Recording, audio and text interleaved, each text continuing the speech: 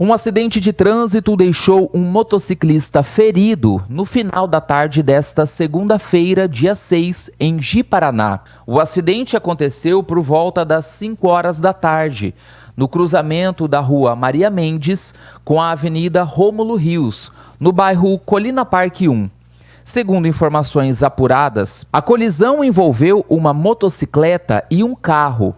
O motociclista seguia pela rua Maria Mendes e, ao entrar na avenida, acabou avançando a preferencial, atingindo o veículo que passava pela Rômulo Rios. Com o impacto, o condutor da moto foi arremessado ao chão.